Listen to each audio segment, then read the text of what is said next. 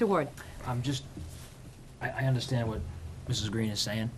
I think a point of clarification would be what she refers to as a cistern would be the equivalent of a fire pond, Uh-huh. whether it's contained or it's an open pond, that when fire trucks show up, they draft from that in order to not have to keep driving somewhere else to get water. Mm-hmm. I believe to put in a cistern in the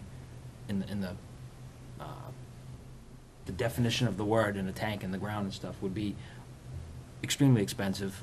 That's the other half of the $500,000 bid, would be the tank in the ground, the excavation, the putting that.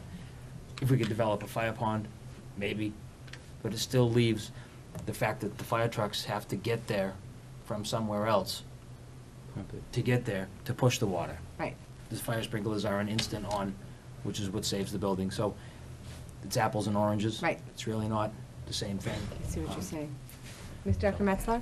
This is the question. So the $250,000, right, that you asked for, it didn't have to go to the Danville sprinklers, correct? By law? 'Cause I remember my first year when money was added. No, and they it said didn't have to. It doesn't have to. It should, in the spirit in which it was added. Correct.